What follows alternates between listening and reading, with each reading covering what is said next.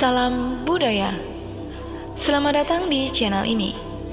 Sebelum kita lanjut untuk menyaksikan video yang berikut ini, jangan lupa untuk like, komen, dan subscribe, serta aktifkan tombol lonceng notifikasinya.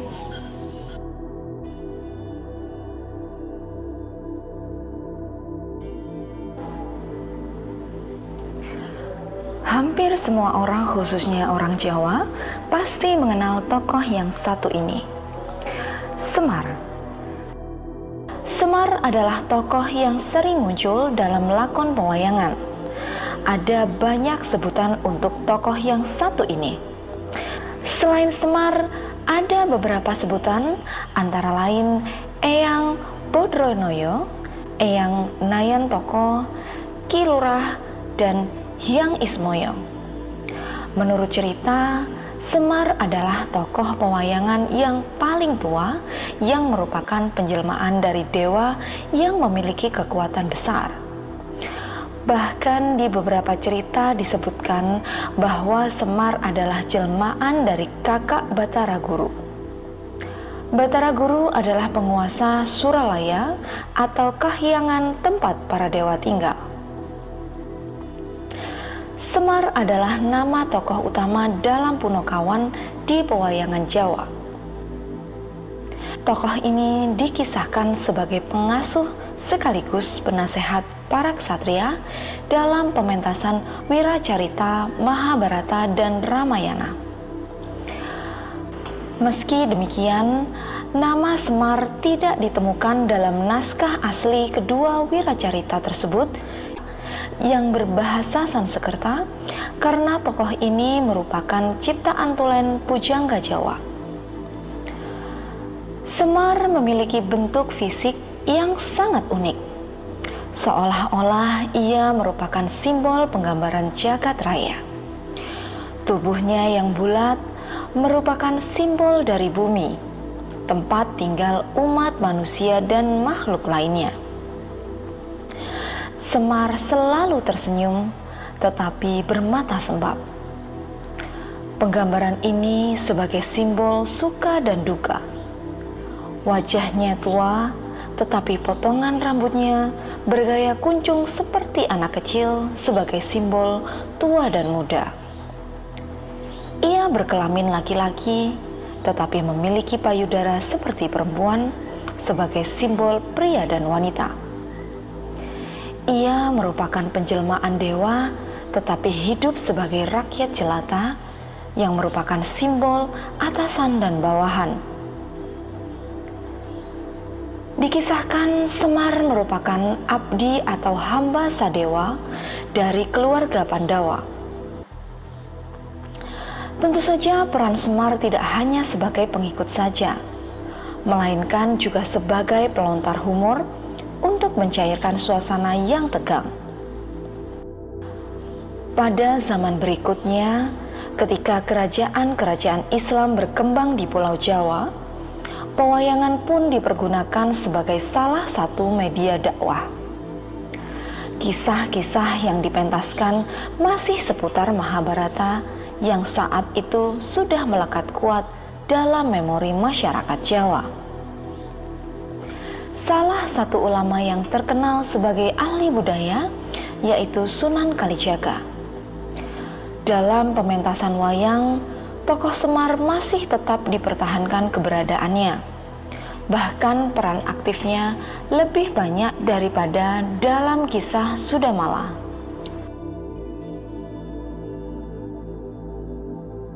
Dalam perkembangan selanjutnya, derajat Semar semakin meningkat lagi.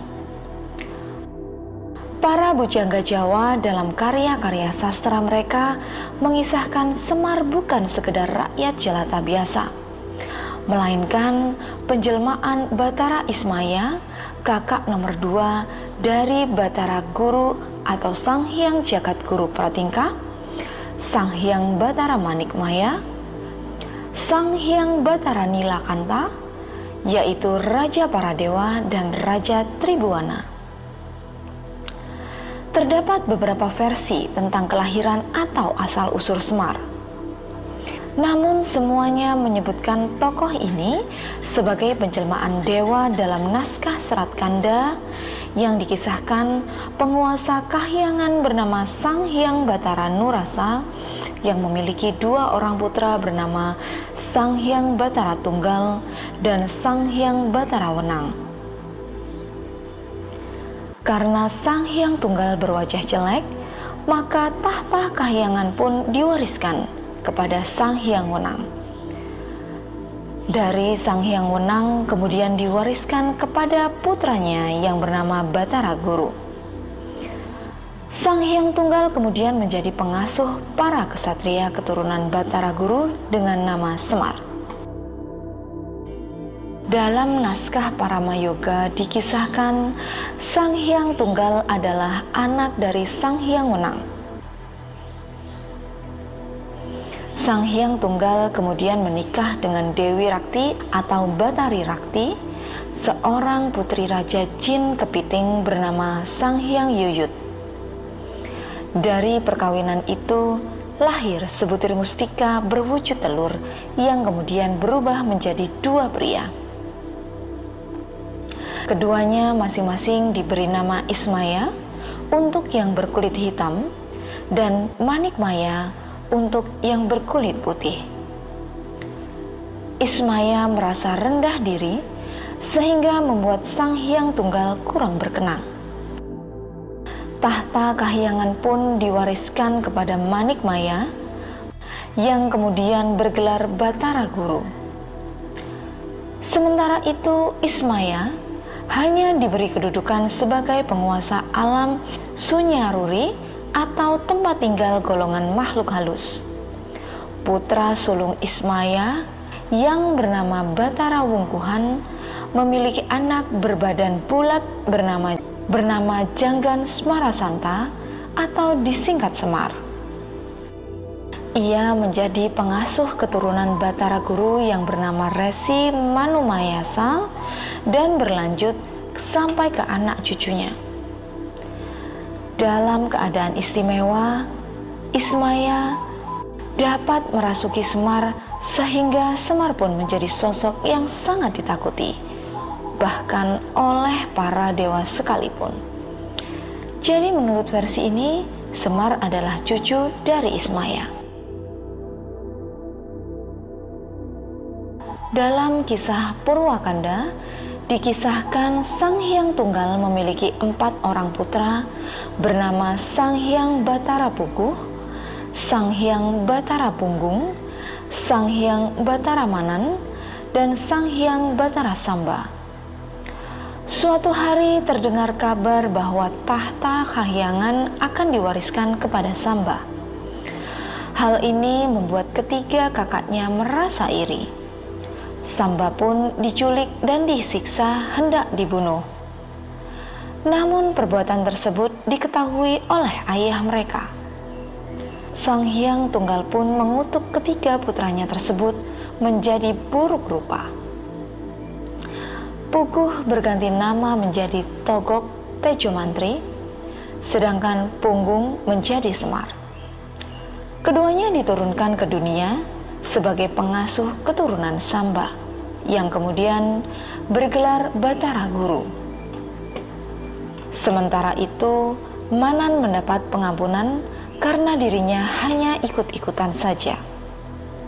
Manan kemudian bergelar Batara Narada atau Resi Kaneka Putra dan diangkat sebagai penasihat Batara Guru. Dalam naskah Purwacarita dikisahkan Sang Hyang Tunggal menikah dengan Dewi Rekatawati, putri Sang Hyang Rekatatama. Dari perkawinan itu lahir sebutir telur yang bercahaya. Sang Hyang Tunggal dengan perasaan kesal membanting telur itu sehingga pecah menjadi 3 bagian, yaitu cangkang, putih, dan kuning telur. Ketiganya masing-masing menjelma menjadi laki-laki. Yang berasal dari cangkang diberi nama Antaga. Yang berasal dari putih telur diberi nama Ismaya. sedangkan yang berasal dari kuningnya diberi nama Manikmaya. Pada suatu hari, Antaga dan Ismaya berselisih karena masing-masing ingin menjadi pewaris tahta kahyangan. Keduanya pun mengadakan perlombaan menelan gunung. Antaga berusaha melahap gunung tersebut dengan sekali telan, namun justru mengalami kecelakaan. Mulutnya robek dan matanya melebar.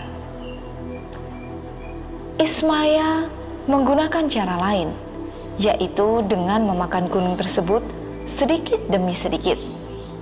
Setelah melewati beberapa hari, seluruh bagian gunung pun berpindah ke dalam tubuh Ismaya, tetapi tidak berhasil ia keluarkan. Akibatnya, sejak saat itu, Ismaya pun bertubuh bulat. Sang Hyang Tunggal mengetahui ambisi dan keserakahan kedua putranya itu. Mereka pun dihukum menjadi manusia biasa dan harus turun ke dunia.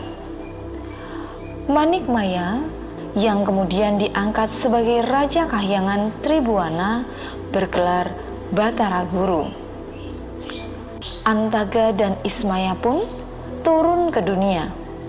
Masing-masing memakai nama Togok Tejomantri yang mempunyai teman Bilung Sarawita yang ditugaskan untuk mengemong, mengasuh, atau menuntun bangsa yang berwatak serakah, bengis, kejam, angkara, dan murka. Sedangkan Semar ditugaskan untuk mengasuh, mengemong, menuntun para manusia satria yang mempunyai watak santun, berbudi pekerti luhur.